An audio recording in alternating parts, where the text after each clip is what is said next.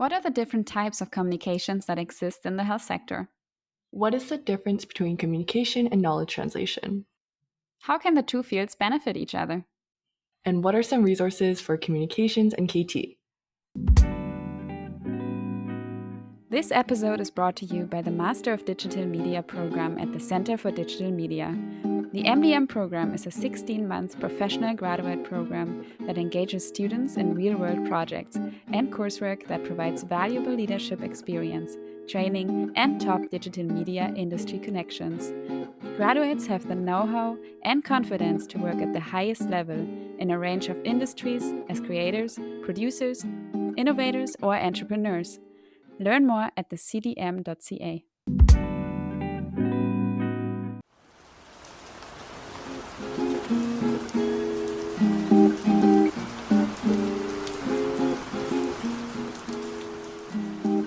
Hello and welcome to Raincoat. My name is Isabelle. And I'm Sarah. And we are excited to share how academia, industry, and communities can work together on complex problems and improve knowledge translation.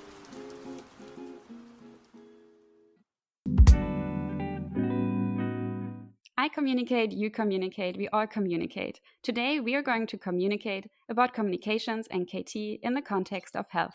Welcome back to RAINCOAT. We're going to be using the definition created by the Canadian Institutes of Health Research, which is a dynamic and iterative process that includes synthesis, dissemination, exchange, and ethically sound application of knowledge to improve the health of Canadians, provide more effective health services and products, and strengthen the healthcare system. Today, we're excited to have Robyn Sussel and Christine Ackerley join us for this conversation. Robyn is a health communicator and social marketer with 30 plus years of national and international experience, and Christine is a Fulbright PhD student at the University of Washington with over 6 years of experience in strategy, communications, and marketing. Let's start off with the word communications. There are different types of communications in health generally. Robyn, can you give us an overview of what types of communications we have to be aware of?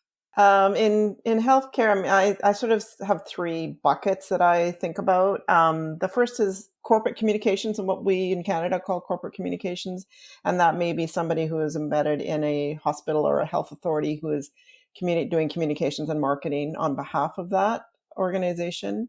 We're all now familiar with public health communicators. Those are the kind of people who have helped us through the pandemic and trying to explain all of the changing dynamics of the pandemic. So people who are concerned with the public health in general. And then there's a category called research communications, and that would be communicators who are working in CIHR funded or grant funded organizations or in universities across Canada. So generally, probably Christine could add a couple more categories to that, but that's the way I think about it. Yeah, I mean, I think that we could keep adding to this list for hours probably and getting into the fine-tuned details and different examples. But I mean, adding to the list so far, there's fields like, risk communication that really look at supplying people with evidence they need to make informed decisions, but also, context-based. So things about, earthquake risks or that kind of evidence. Plus, there's fields with terms like technical communication or rhetoric and rhetoric of science. And all these subfields have different kind of academic backgrounds and different practical applications. But I think there's a lot of commonalities between them too, of kind of shared interests, shared processes and questions. Okay, we also heard the word sometimes science communications, and you also mentioned research communication. Is that the same thing? I think they're two different things. Research communication is focused on the research process, and we can talk about how wide that process is for research communicators.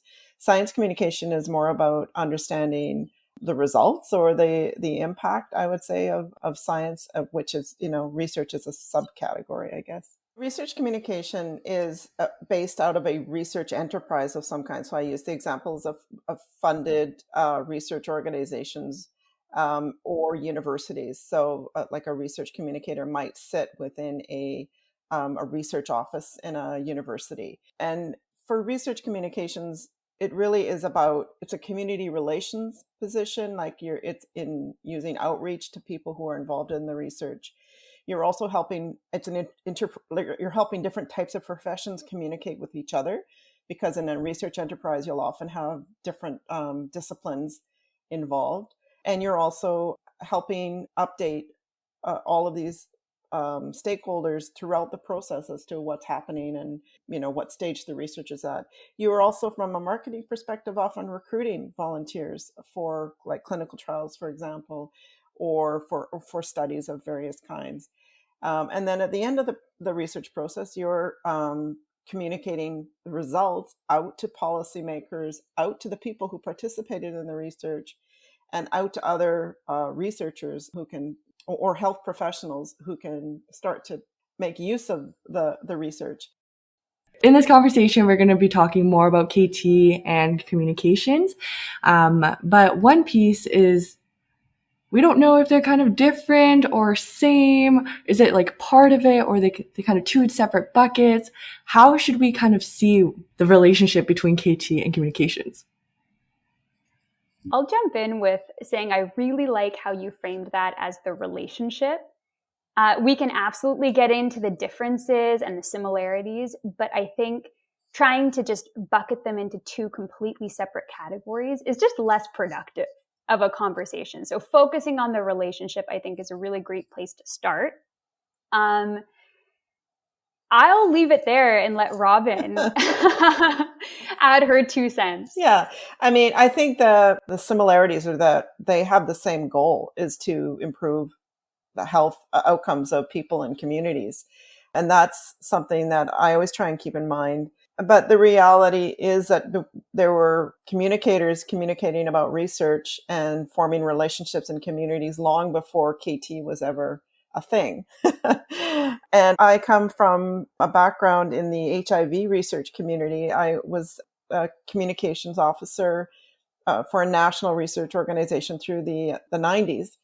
And it was very much an active practice of engaging with people with lived experience, right from what research questions we should ask, all the way through to communicating results of research back to communities. And I think we really need to think about and give credit to the activists, the HIV and AIDS activists of that era, because they were really forced research and research communicators to rethink, how that whole system worked, and that they really wanted and needed to be part of the ecosystem of research. So that reframed this whole discussion of users and people with lived experience participating and being part of the process. Yeah, and building on that history, I think, it might be helpful to talk a little bit about how I just first heard about knowledge translation and kind of got into this world, which is in my undergrad training in journalism and communication studies. I was chatting with a prof and talking about how much I was loving my science journalism courses and science reporting, but that I just sensed there was this kind of area of applying research and practice that, had needs, and there was a lot of opportunity there. And he said, have you heard of this newfangled knowledge mobilization term? He was a, very professorial kind of guy, so he's been around the block. And that's the term that Social Sciences Humanities Research Council uses, knowledge mobilization. And then just as a fluke from that conversation, it kind of set me off on this course and interest. But I think because I got introduced to that world at the same time as my communication studies, you appreciate there's this huge history of both academic work and then practical application that this area of knowledge translation builds on, right? Like research has been making its way into practice, maybe slower than we'd like, or maybe in different disciplines, but it's been happening for, all of human history. And so recognizing that foundation, I think, is a really exciting and productive thing. I think one of the most concrete differences is that knowledge translation and all the related terms have done a really good job of being embedded in the Canadian research landscape in terms of grants, funders using the terms, and then those terms becoming kind of gathering places for people with shared interest to talk about this work and advocate for their value. And that's something different, I'd say, than health communication or social marketing per se, because that hadn't happened to the same explicit degree before. Okay, maybe something to be a little bit more clear about. We talked about research communication, science communication, and then I hear KT also has this whole research aspect. What are the similarities here and the responsibilities that a KT person versus a science communication professional or a research communication professional should take on? I'll preface that by saying that communications is you can get a degree in communications, you get a master's of communication and a PhD in communication. KT is you can take a certificate course, but it's not a formal field of study. And so I think there are some opportunities and some skill sets that communicators have that are just not taught or available in that sort of system of KT. I think also it's important to distinguish a couple layers here of, what you're kind of asking and what Robyn spoke really well to is, what might be someone's job title. So like when I was a communications officer, previous job at Provincial Health Services Authority, that was my job title. And the organization also had people with knowledge translation in the job title, which is great. So there's kind of the job title level, if you picture that in the middle. Maybe layered above that are the people who research those processes. So knowledge translation science, people who are researching knowledge translation at like the meta level. And same in communication studies or science communication. There's the whole science of science communication, that kind of work. And then if you kind of go down one level below the job title, then there's folks who are just doing these things. People who, like a scientist who's tweeting about their own work, or someone who's trying to do knowledge translation in the grant, or someone who's communicating about their research, in different ways. And so I think, focusing at this job title level is really interesting and highlights a lot of like organizational structures. Knowledge translation job titles are still pretty limited. And yet a lot of researchers are interested in doing knowledge translation or studying it. Yeah, and knowledge translation, as it's developed, has become defined as somebody who has some kind of background in science and measurement and data, has been much more slotted into that category. But communicators are also, in our programs, we deal with data, statistics, all of those elements as well. So it is curious, like at that level that Christine was talking about, the job description level or the title level, there was this point, I'm going to say about 6 or 7 years ago, where they really started to diverge from one another, at least at the level of what the researchers were saying, or the way they were defining it. But or at the organizational level, I think there's actually in the last few years and through the pandemic been a convergence of people in the KT field and the communications field working much more closely together. We did touch a little bit on history already in terms of what came first. So communications was there before KT, but why did it evolve differently?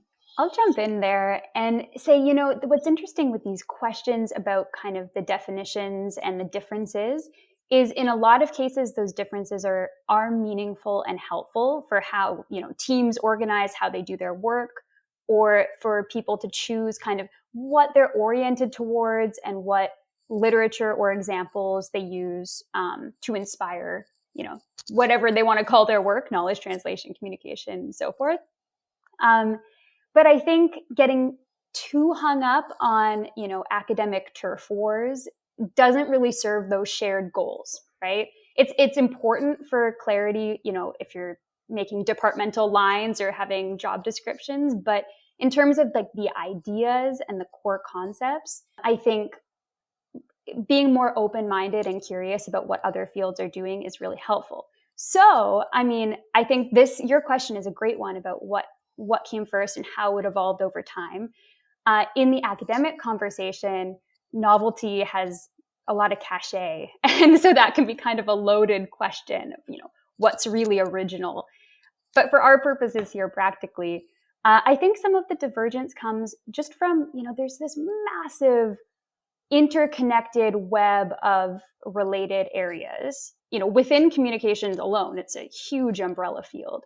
And then for KT, there's just so many different things to learn about that I feel the field understandably has kind of focused on the same touch point conversations and building up that knowledge base without necessarily reaching out really broadly into the web of communications. And so I think as KT has kind of specialized, and that has a lot of benefits, that's where some of the divergence comes from. I mean, what I would push back on that question is, I don't know if we can say communications is some, solid, clearly defined area of practice or study to diverge from for KT.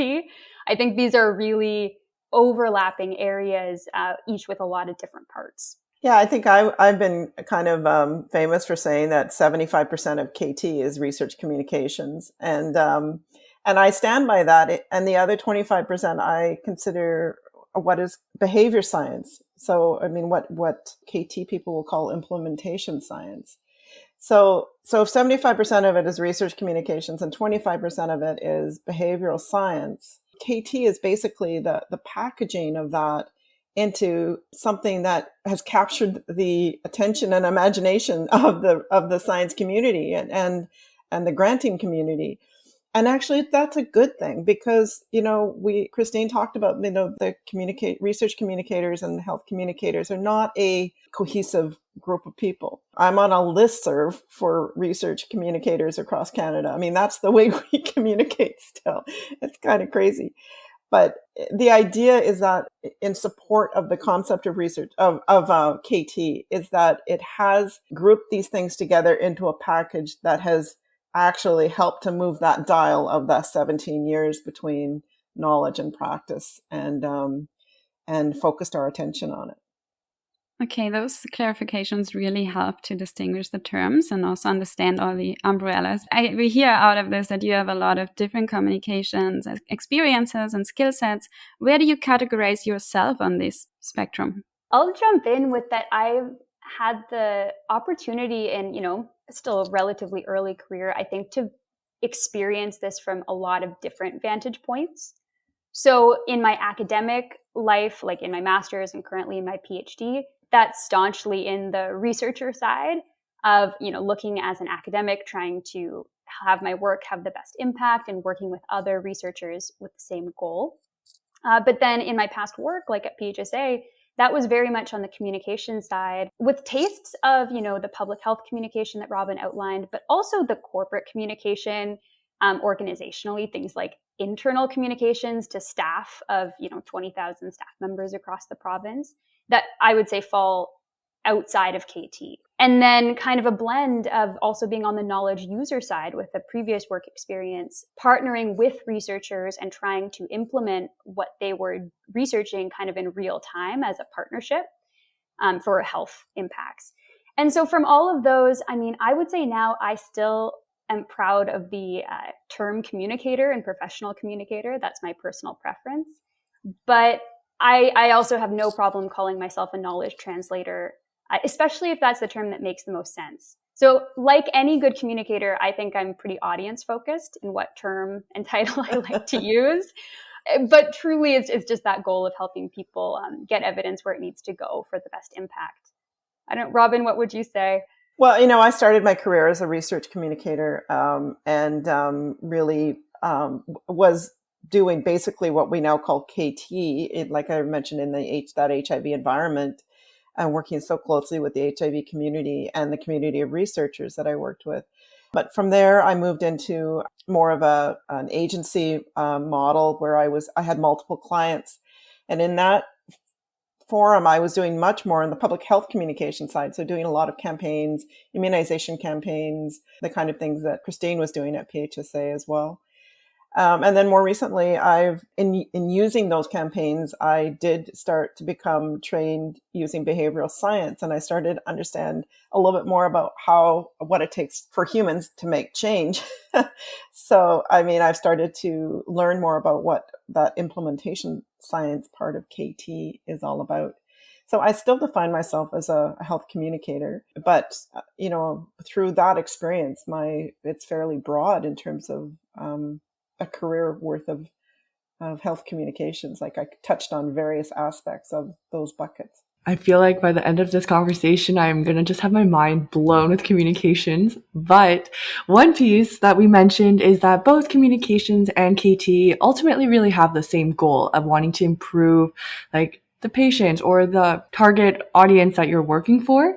So in that sense, it feels like we're working towards the same goal. So how can people in KT or communications or the two fields in general work together to benefit each other? Well, I mean, I'm going to pass over to Christine in a minute because she has great examples of PHSA and how the knowledge translators worked with the communicators. But that's where I think it's happening. Like, I think at the academic level, the practitioners of KT or the people who train in KT now, they never really did understand that communications or research communications was a profession and that there were people who practiced that profession. I don't think they understood that until they were well into their training of knowledge translators.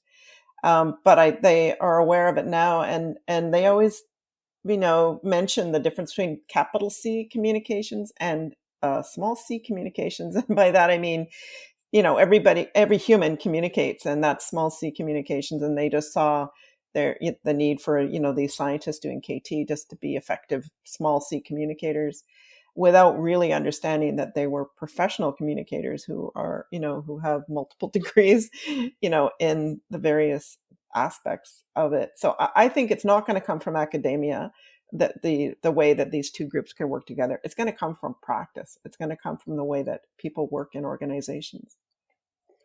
Yeah, and jumping in there to offer just a couple quick practical examples that I think might make it feel more concrete. So there's tons. And so I'll speak to ones that I was directly involved in, just because that's what I can best speak to. But there were a lot of other and really deep collaborations between people with communications in their title and people with knowledge translation. So one example of that divide is a KT expert and academic researcher in BC named Dr. Sarah Monroe. She's based out of St. Paul's at CHEO's. But also affiliated with Women's Health Research Institute. All these folks who are really smart often have a lot of affiliations, which makes their business cards and titles tricky. Anyway, Dr. Monroe did a really great knowledge translation project supporting shared decision-making for women with births after a C-section. And so that was all the, conducting the research, the evidence synthesis, the end user, in that case, patient and clinician engagement. And the knowledge product that she came up with was an online shared decision tool for women to kind of walk through what their choices and options were. And so that was all what I would, consider very much classic knowledge translation work. And then on the communication side, she approached the communications folks at UBC, BC Children's, Perinatal Services, and ultimately PHSA, which is an umbrella for a couple of those, to partner really effectively. And so what we offered in that communications role was support doing videography and videos to, share the tool broadly, because the audience was, women in BC, pretty broad, who had given birth by C-section. And then also things like liaising with government, liaising with other health authorities, getting the links posted on the websites, making a plan for continued website maintenance and hosting of this web-based tool. That's something where researchers sometimes don't have the resources in place for long-term support of knowledge translation products or a plan. And things like social media support, actual media pitching and media training. So all those communications pieces, which the professionals on our team have a lot of experience with and can offer that support to a really strong KT project. So that's one example. If you'll humor me with another example, which I think is interesting, Child Services BC did a campaign called Feelings First, which synthesized evidence on healthy social and emotional development in the early years. So it was speaking to parents with children under 5 or 6 about, evidence-based messages that they could do for their kids' healthy development. And that was interesting because the whole project happened, I think, without me hearing the term KT once, but it was textbook KT because it brought together this multi-sector, multidisciplinary group of stakeholders like the BC Healthy Child Alliance, Healthy Child Development Alliance, pardon me. And they synthesized research, we refined key messages. They worked with the PHSA communications team as well as an external agency, not dissimilar from what Robyn used to work with, and, created together this campaign through to evaluation at the end. And so, I think that's a poignant example for me because as someone who's really enthusiastic about KT, I'm like, oh, this is textbook knowledge translation. And yet it all happened without the term being used. And yet in the first example, with Dr. Monroe and her wonderful knowledge project, that, is also textbook KT, but it was called KT over and over and over, because of who funds it and who is aware of that work. Okay, I think based on these examples, we understand really well the type of where, in your first example, a researcher can ask for communications help and KT. But the second example sounded more like an industry example where there was research involved and then you really saw, okay, this is kind of KT and that can benefit here. So that's really good examples. What are some misconceptions of communication specialists? Well, the biggest misconception is that we're corporate mouthpiece, and that's the extent of our health communicators are basically just representing health authorities and hospitals in defense of their respective reputations. And in some of the literature that compares KT and communications, that's the definition they use, which is a very small part of our profession, and it's really that's been the thing that I've been trying to educate the KT professionals about for a long time. There's a category called strategic communications that is mainly used in the U.S. schools, I believe. It's not taught in Canada. That has been sort of used as the comparator of communications and KT, and it's a false comparison. So that's the biggest misconception. Communications in that context is seen as one-way communications, like the mouthpiece for an organization. And by definition, communications is two-way.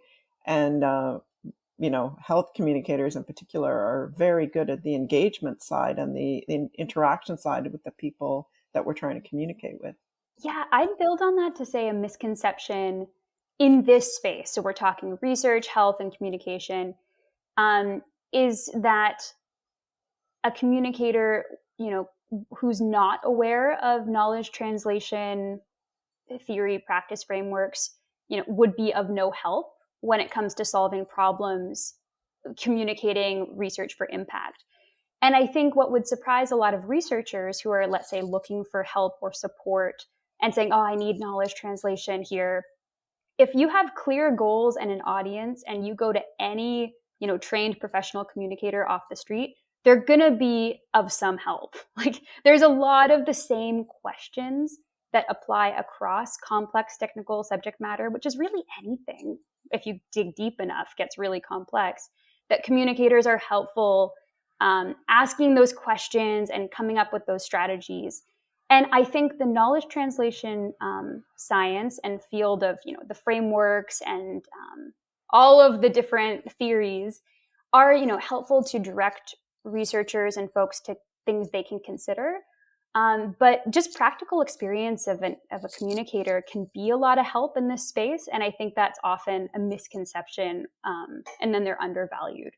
There have been some thoughts, opinions swirling about how knowledge translation and research, like the typical KT that people put on grants is, we're going to talk about it in a conference, we're going to publish it in research, and we will make a poster and post it. So it seems kind of more of this passive dissemination, like an infographic, and that's great.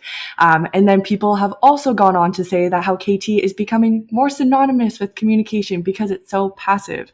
So as communication professionals, both of you, what are your thoughts on this, norm of research right now of how a typical KT plan is publishing a research and presenting at a conference, and how they're almost making it synonymous as passive dissemination is communication. You originally asked us misconceptions about what communications is. Well, that's a misconception about what knowledge translation is, and it's widespread. I mean, for many researchers, their KT plan involves presenting at conferences and publishing a newsletter or something like that.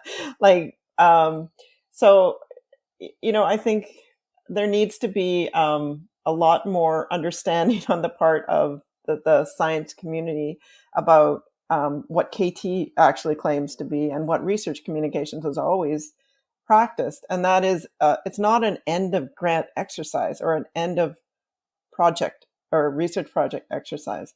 Your whether it's research communications or KT needs to start at the beginning of your project, even with the questions you're asking, and your research question, especially involving human subjects, if it's a clinical research, for example, you need to be engaged with the people who are going to be involved in your research.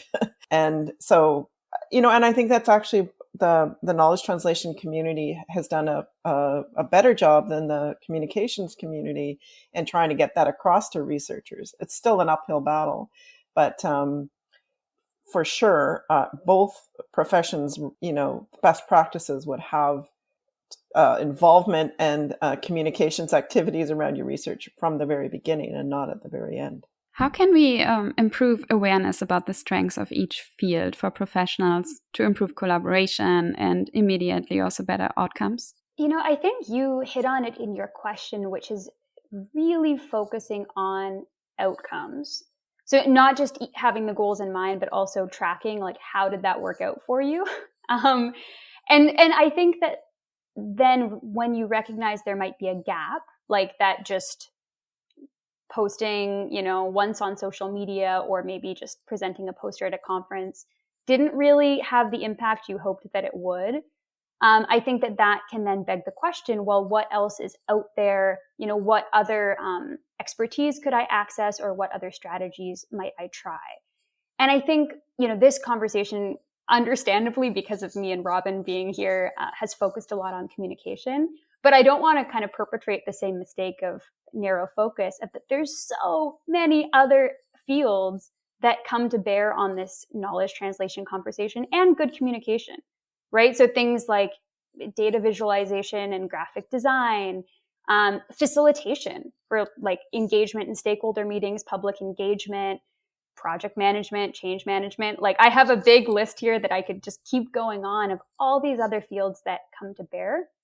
So getting back to your question, I think being really critical and honest in assessing where, efforts in KT or comms fall down, and then thinking, what you could draw on from each other and different fields to address those shortcomings and maybe get better outcomes next time. Yeah, I think researchers really need to ask themselves the question of what am I trying to accomplish here? Am I checking a box, or am I actually looking to speed up the time between, when I'm doing this research and when it could be used?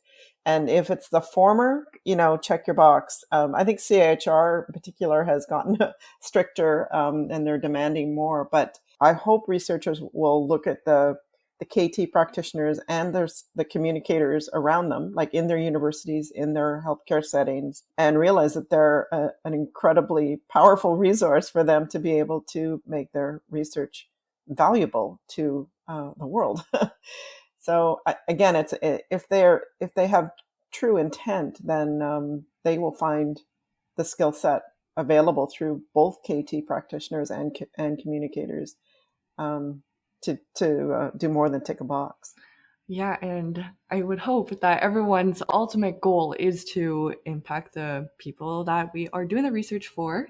But I think, Christine, you mentioned about how it would be important to kind of assess the impact and see how it landed based on your expectations and all that. So how would people go about assessing the impact of whatever method they tried to get the news out there about their research? Yeah, and this is where appreciating the limits of one's own expertise and knowledge, it's a good example in that there is a field of evaluation professionals, both focused on communication or focused on more patient impacts or program impacts, who themselves have a whole expertise and literature and practice of professionals. So I won't purport to be an evaluation expert, but what I do think here is important for everyone, but especially researchers who are trying to do KT, to appreciate is it's always a two-step evaluation of, was your knowledge translation effort good, like effective? Did it reach its goals? Did it reach, the desired audience? And did they understand and get the message? And then assuming that it was, a second layer of evaluation is, did receiving your evidence, in this effective, compelling way actually make the difference that you thought it would? Because there's a lot of embedded assumptions in knowledge translation, which we don't need to get into deeply here because it gets kind of philosophical fast, but that, we all assume that this evidence will be an inherent good and will make a difference. And I think that's reasonable. Like, we can all appreciate many places where it would be better for best health practices, but there's actually a lot of cases where it might not be as important, or some rare cases it actually has unintended consequences. And so I think on the one hand, there's researchers who want to evaluate, did their research make a difference once it got there? And then there's an intermediate step of, was your communication effort successful? And so, I think Robyn and I can speak a lot more to was the communication successful evaluation question with kind of typical communication metrics. But I'd like to emphasize that division because it's kind of two parts. Yeah, and I would say overall, the KT professionals have developed measurement frameworks in a much more comprehensive way than communications professionals have. Again, it's part of the focus on it, and the measurable outcomes is much more part of KT. Although having said that, in public health communications, in the past 2 years, we've witnessed basically such fast evidence being moved into practice in a way that I think puts on display through vaccination rates on the TV news every night, and hospitalization rates, and it shows direct real world impact of our ability to translate knowledge into practice. So those kind of measurements, and that's what I always loved about, things like vaccination campaigns. I did an HPV campaign, for example. The outcome was the speed at which we got shots into arms. It's very practical. And some of those things are easy to measure, but of course there's lots in the, research translation world that is much more difficult to measure. We spoke a little bit about skill sets earlier. What skill sets, Robyn, do you bring to the table for your clients? And with that, what skill sets or areas of expertise should a good communicator have? Oh, that's, it's funny when you look at your own set of skills and you think, this seems so obvious to me, but it's not obvious to other people who don't have your set of skills. So what I always find when I'm speaking to say a researcher is how demanding I am for clarity, and the breaking down of a lot of unnecessarily large words and demanding that they really push themselves to understand what they're talking about can be communicated in a much better way that is more inclusive and is more effective. So yeah, I think my skill set is being able to ask the right kind of questions to get a clarity to be able to talk about their research. Should a KT professional make use of a similar skill set? I'm actually not sure, because a KT professional seems to be the way it's gone, at least in Canada, is that they are other basically research-focused individuals with the same kind of training as a lot of the researchers. So, I think they're missing that as a communicator that I bring, which is to not be part of the little ecosystem of the world of jargon that they live in. And I bring that sort of a sense of really being able to literally translate what they're talking about to an audience who may not be familiar with that terminology. And from my understanding of who is now practicing KT or gets hired to practice KT, that's not the case. Yeah, like a lot of the knowledge translation functions, and really excellent, they'll call them knowledge brokers or sometimes intermediaries. A lot of the roles I've seen in that space, and this is not exhaustive, so I'm sure there's people out there who don't fit this bill, but they end up within an organization doing really valuable knowledge synthesis work for that organization's interest. So, maybe they work at like a mental health provider organization, and they're out there synthesizing, the latest best evidence for care, and then they're working to communicate that to clinicians at their organization. And so that is a certain type of gathering and packaging, into more digestible formats. There's that communication strategy of how to reach the providers. But to Robyn's point, it's not the exact same language translation from jargon, because the people you're speaking to are fully fluent in the high level academic jargon. I think for the knowledge translation function, skills that are really good are asking a lot of critical questions and being really curious, and maybe being able to have a bit of a broader view of an evidence base than a researcher who's rightly focused on their own niche area. So that's a skill that you kind of see in knowledge broker functions. And then thinking at BC CDC, for example, their knowledge broker team or knowledge translation team, there is a lot of that function to gather and take in a ton of scientific information and kind of sort through and weigh the evidence, and then work to best package that and get it out depending on what the goals are. So I'd say being really skilled at evidence synthesis and search is a great skill in knowledge translation. That's more on the kind of research scientific side. And that's not something that research communicators would be doing so much. They would be relying on others to do that synthesis. Definitely. Again, as we talked about, using your own expertise, knowing your own limits, and then reaching out to the appropriate people for that. We'll be right back after our sponsored question of the episode. Robyn, next to all your work, you were mentoring and teaching students in the Master of Digital Media or MDM program. What about MDM students keeps you coming back year after year?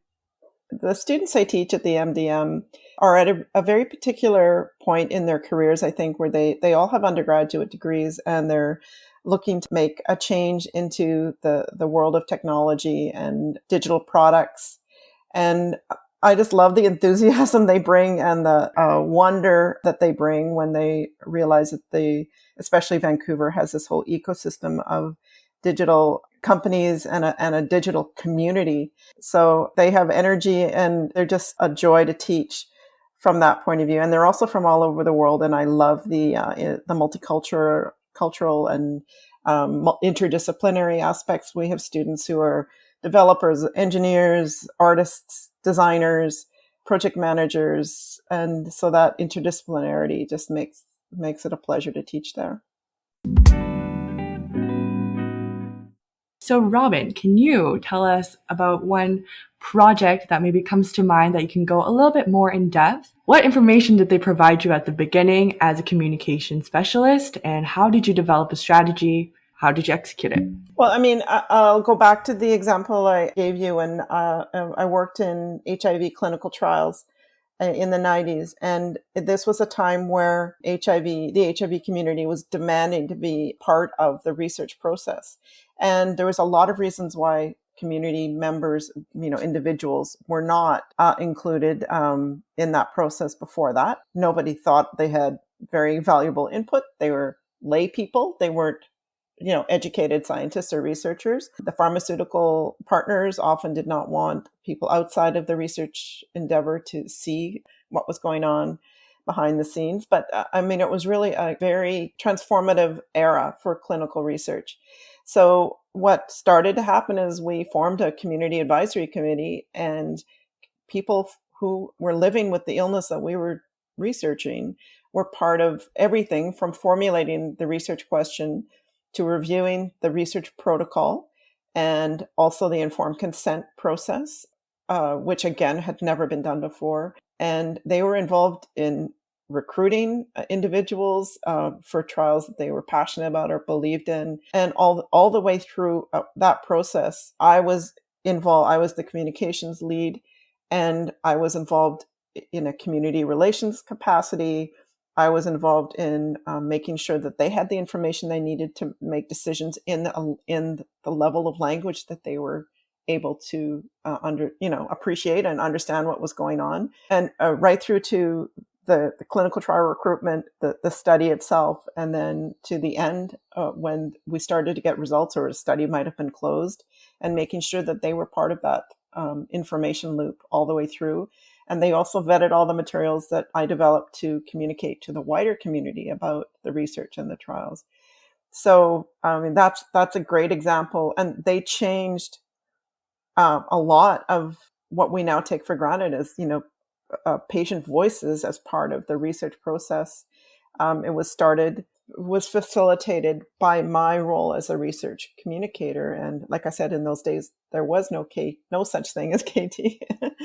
And that's the way KT practitioners now view how you go about quality research, is to involve the end user from the beginning. So at the beginning, when you worked with this HIV group, they just said, Robyn, we need you to figure out what the patients actually want. Like, what did they tell you they wanted in the beginning, since you formulated the research question? So yeah, what did they tell you? The researchers that were my bosses at the time, Dr. Martin Schechter, Dr. Julio Montaner, and Dr. Michael O'Shaughnessy, they were leading this HIV research group. They also understood the context. There was a lot of activism in the US around that time. And I remember a community member stood up in a town hall in Vancouver. We were holding a town hall, and she stood up and said, I challenge you to, involve us in your research. Like, we demand it. And like those three leaders, research leaders, said, we agree with you. We think you should be part of the research, and we're in a position that we can make that happen. And in terms of who on the team was going to do that work, because I was the person, responsible for taking the research and making it into understandable and storytelling kind of language, that I was the natural person on the team to take it on. So, it was more from I was empowered by those three researchers to figure out how to do it, how to work with them. They were there every step of the way, and we built that concept, over a couple of years, and it continues to this day. Like, the community advisory committee continues with no break from way back in the day. Wow. I feel like that sense of reciprocity, that it's not just like, okay, you want to be part of it, we'll lead you to it, but kind of being heavily involved each way really adds to that relationship building, which I think is also really important for communications and just working together. So another question that I had was, when you first kind of put together this advisory group, what was the initial response, and what was the uptake? How did people feel? Oh. I know. And it was a very exciting time. I mean, absolutely. We had, we had to think about representation. It was a national organization. We wanted different parts of the country, different types of people with different experiences. And, there was a lot of, from the community of people living with HIV, there was unreserved uptake. I mean, even though, there was obviously taxes on their time. I worked with many activists who were ill during, periods of time, and still fought to get to the meetings and review the protocols. They were amazing. But there was also a lot of resistance. And some of the resistance came from the research community. They weren't used to having their ideas reviewed and commented on by members of the community. And there was a lot of resistance from the pharmaceutical companies, like I mentioned, because there were issues of privacy and proprietary ideas that they were difficult to get on side. But like I said, the researchers at the head of the organization, it's called the Canadian HIV Trials Network. I think it's now called the CIHR, Canadian HIV Trials Network. They persisted and they educated, worked with the pharmaceutical companies and the researchers to help them understand that this was a new era, and patients and people living with lived experience of these health issues were demanding to be part of the research process. This is a really great example. Christine, in your work, you earlier gave 2 examples about the different type of communication that was needed, but can you give us also more detailed examples of what your process is like? Yeah, I mean, I think the area of communications and knowledge translation is appealing to folks like me who just have an appetite for really diverse projects. And being able to say, oh, it depends, and no 2 projects are the same, because that's genuinely true. But I mean, using a current example of a project that I'm working on, so now kind of in the more academic KT side, it's a evidence synthesis project partnering with Washington State, because that's where I'm based now, looking at how to implement value-based healthcare changes around mental health. So there's a lot of specificity we could get into there, but focusing less on the subject matter and more on the process of what that looked like. In this case, I'm privileged to work with the researcher, Dr. Sarah Walker, who has really strong existing relationships with folks in the policy and professional world. So in this case, it's insurance healthcare payers in the US, which as an aside, as a Canadian, has been wild to experience the differences of US and Canadian healthcare systems. Big learning curve. But all of that to say, the university-based researcher, Dr. Sarah Walker, has these great relationships ongoing with people in the state healthcare authority, different payers.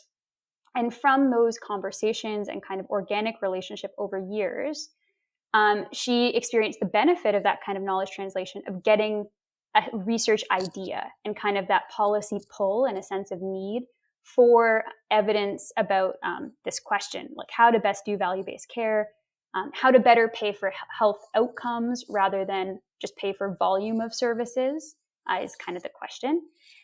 And from there, they kind of approached it with like a typical scoping review methodology, so drawing on academia, but modified the approach to check in with the stakeholder table at each step of the way, and also include patient perspectives and practitioner consultations to see if we gathered 40 papers, and part of my job was to read those initial ones, code them all, extract data, so fill that kind of researchy role. Work with a double coder, which in the corporate world would feel like immense duplication of effort, but in academia, it's really great to have someone redo all the same work and compare notes. Very thorough. And then to always be checking back in and saying, this is what we're seeing. What questions does this raise for you as practitioners, as implementers? What would you want us to go back into the literature and see if it has answers? And that's been a really fascinating process, because some of the things that academia finds the most interesting, the practitioners really don't care about, because, hair splitting over definitions of value, how to conceptualize and operationalize value doesn't really matter to them versus how do you actually, what alternative payment model is going to work for these patients, And so we're at the stage now of pulling together kind of final reports and recommendations, and then we'll continue that relationship as implementation partners and advisors for the state going forward. But where I would say my communications hat has come on with that is every one of those meetings requires slides, presentations, reports, and notes to a group who has really mixed familiarity and experience levels with this extremely dense, jargon-heavy field. And so I've been able to contribute, coming from my communications background, a lot of that clarity Robyn spoke to and stripping away the jargon that I get to experience in the academic papers to make it more accessible to our group so that they can add their value. And they really have. In your work with academics mostly, are you required to use a lot of frameworks and theory in your process? Yes. They love theories and figures and frameworks. And, I might not have initially felt the draw towards these theories. I've been familiar with them also throughout my undergrad and master's, but I've come to reluctantly appreciate that really being explicit and kind of codifying all of these steps, it's something that doesn't really happen in professional communications work. It does happen in communication studies, but, on the professional side of things, people are, really just wanting to get the work done. And I do think that pausing to reflect on, the theories underlying why we're making certain choices, or using these frameworks to be really thorough and make sure you're kind of checking off considerations at every step, absolutely has value. It can sometimes feel a little bit dry as well, but I think a lot of good things have the pros and cons. I think that's a very pleasant way of putting things. Just a touch dry sometimes. Yeah. Just a little bit. Okay, so for both of you, in your examples, I feel like there's a lot of information that you can get out there. So how do you decide kind of the scope of things to communicate? I guess for Christine, just think of your example since it's most recent. You're synthesizing all this information and kind of communicating it to groups of different levels. How do you decide how much to communicate? Yeah, this is where it really comes down to those kind of communication 101 questions that I think are drilled into professional communicators, such that it feels so second nature, it almost becomes hard to articulate. But I will try my best, and Robyn, jump in if you have thoughts. But, you really start with the goal of what am I trying to accomplish? So in this example, I'm trying to, accurately reflect what we're seeing in the research literature in a way that can best position our group to give their input and questions, so we can collectively move this project forward. And we have goals for the project and stuff, but heading into a presentation, that's my goal, is to reflect what I'm seeing in a way that they can understand and use. And then you consider, the audience, as we talked about, like what their needs are. I get the privilege of, who specifically they are in the room, but sometimes that would look more like what segments of the population are you considering? What characteristics might they have? And then, considering what constraints, like the time limit of the presentation, the format, like a Zoom PowerPoint is less engaging, which is what we're working with rather than an in-person meeting. If it was in person, you'd consider, where and different logistics, kind of like event planning style. And then, considering like what would success look like for me? How would I know if I was successful? So that would be like the quality of the feedback, the amount that people could input, their comments afterwards. And then also considerations like the graphic design and things like that. But it's funny because I always notice with communicators, we get really good at asking people these questions, and then we can sometimes be bad at answering them ourselves. So it's a good one to ask. Robyn, are there other things that you consider, like if you're heading into a research-focused presentation like that? Yeah, I mean, what you said at the beginning is like, it depends on your objective. And I think that's what communicators are really good at, being very clear in what it is we're trying to achieve. We're also very good at distilling information. So we always go into a situation like that, like with, say 3 or 4 key messages. Like what are, distilling this information to a minimum place where you can get across that information, like knowing how humans behave and how they interact. That people aren't going to remember 10 things that you're going to tell them. You remember that they'll remember 3 or 4. So it really is about clear objectives, the messaging, and the other thing that communicators are really good at asking is why should they care? What is it about what this information is that is going to make it memorable or have them, pay any attention to it whatsoever.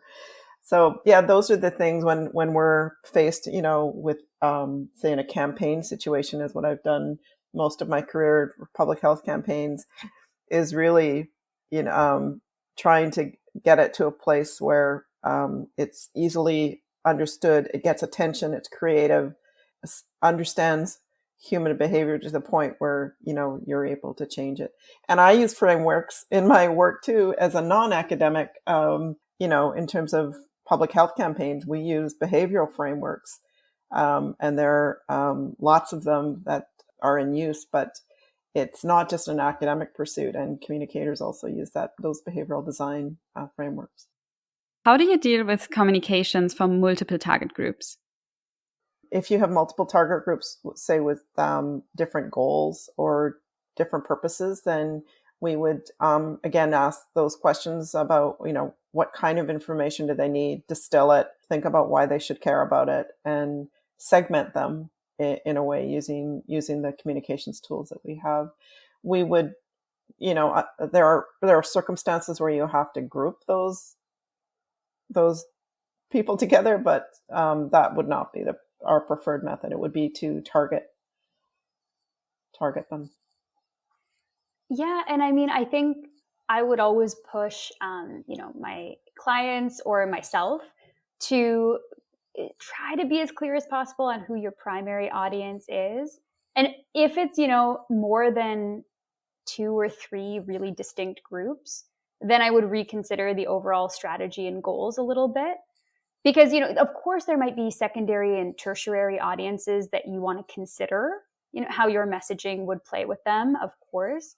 But then who you're really trying, what change are you hoping to make in the world by doing this communication? And to Robyn's point, what do you want them to take away? What do you want them to do? There's a marketing heuristic of what do you want the audience to think, feel, or do, right? And I think that if you're really struggling to answer those questions, or you're feeling like the audience is just so many different groups, that it's worth taking the time to clarify that a little bit. And I would argue that for a really effective communication or knowledge translation effort, it should be as delineated as possible towards kind of key couple audiences at most. Yeah, and also understanding the motivation of each of these audience members. For example, we've been talking about vaccination a lot. If you're trying to get people vaccinated and you know that there's a group of people who will never get vaccinated for whatever reasons, you don't include them in your group. You just set them aside. You're not going to focus your resources on them. You're going to focus your resources on the people who are undecided or hesitant, or, so communicators also are trained to be able to understand where the opportunities lie in order to have an impact. Yeah. And, jumping on that with an example of, audience and research communication, I had the chance to work on a project that was looking to communicate healthy lifestyle information around diabetes, and targeting specifically folks in the South Asian communities. So looking at kind of culturally appropriate recipes, exercise, family considerations. And on the nose, that sounds like a pretty targeted effort. But of course, South Asian Canadian communities is a giant, very diverse group. So we ended up actually segmenting down into, age, demographic, background. Are they folks who are newer to Canada or more established? All these different considerations that actually niche to a very specific group who we're speaking most to. And that doesn't mean that the communications, we ultimately produced a story-driven video, harkening back to Robyn's point, the power of storytelling, that incorporated all of this academic evidence base, but told in a story format to resonate with the audience. That knowledge product, to use a KT term, totally resonated with folks outside of the target audience. And it had, all these benefits, but who our audience was very specifically defined. And I think that only strengthened the campaign effort. So I think researchers might be afraid if they feel like their work has broad impact to niche into an audience. But being aware of that, core audience, motivations, interest, needs, I think is a strength. Yeah, and in this context, communicators also understand a core audience could be influencers. So we might choose to focus on people who are most likely to not only to uptake whatever the knowledge is that we want them to uptake, but to be able to have an impact beyond themselves to their communities. And that's another common tactic, I guess, that we use. It sounds like you have to be really aware of yourself and the society when doing health communications. What are challenges of working in communications in the health sector? I mean, I think so many. It is so many. I mean, so there's all the layers of audiences involved, beyond the kind of public or patient groups that we've discussed. There's also kind of the health system itself, like administrators, people who are running the programs and making decisions. There's the healthcare providers, there's funders, there's government decisions. And I would say working in any healthcare context, now that I have a bit of exposure to the US and I had the experience at PHSA in Canada, these are very structured, hierarchical institutions. People often use the term matrixed environments where, there's many layers of reporting that kind of go in a grid. And so it has to be a very collaborative experience of approvals, coordination, so that kind of all these different groups are working in theory towards the same direction. So there's a lot of coordination involved. And I think that healthcare environments have that, to the nth degree. The matrix-like environment is pretty much summed it up. I mean, the other thing is that we're dealing with humans, right? And we're all, again, using the pandemic as the example. We've all seen health communicators struggling to help people understand that the pace of knowledge, that we're learning new things about this every day, and something that we said a month ago, we might have learned more about it and need to change the direction. And as humans, you can see all sides of how difficult it is for people to really accept that this is new information and change their activities accordingly. Healthcare deals with the humans that they're most vulnerable, and they are most sometimes emotional or illogical when it comes to reactions. Aside from the matrix, there's the people part. People, yep, sure makes it tough when they're so unpredictable. Absolutely. And to offer this opportunity for you to think back on your whole career thus far, is there a mistake that you've made in your communications journey thus far, and what have you learned from it? I mean, if no one made mistakes, kudos to you too, but I've made so many mistakes. I feel like I came to behavioral design in my work later in my career than I should have. If I have one recommendation to early career health communicators and research communicators, it's to start to understand how behavioral design is, how empowering it can be, and how to making what you do effective. And for that matter, KT professionals, and they have embraced it, like I said, through this idea of implementation science. So the KT community has definitely understood this better, I think, than those of us in communications. But there's certainly, I look back on some campaigns that were very taxing in terms of cognitive load that I really regret. Yeah, that would be my one piece of advice. Yeah, I mean, so many mistakes. It's a great question. I think looking back on mistakes that I most regret, or like biggest failures from kind of a communication consulting standpoint, is when I failed to advocate for the audience perspective and got so caught up in being aligned with what our message was and what we wanted to say, and not pausing to think, what does the audience need or want? What context are they currently at? What would be most helpful to them? And I think that keeping that humility, that we have things we want to get out there, and we have awareness that we want to raise, and we have all these things we want as communicators or working with clients, but to always come back to the audience. And that's really the best way to achieve your goal. Whenever I've forgotten that or not done it enough, I've always regretted it. Good advice, Christine. Now, let's be honest, not everyone can hire or be a KT or communications professional. Do you know of tools or resources that could help someone to improve communication for their work?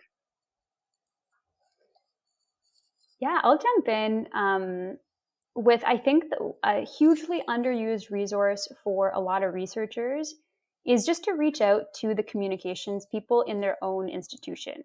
Because even if it's out of those folks' mandate, or, those people do not have enough time or capacity to help the researcher directly, they're really well positioned to connect that researcher with context-specific resources, maybe other people who might be able to help without having to invest, as you said, to hire somebody, which would be ideal.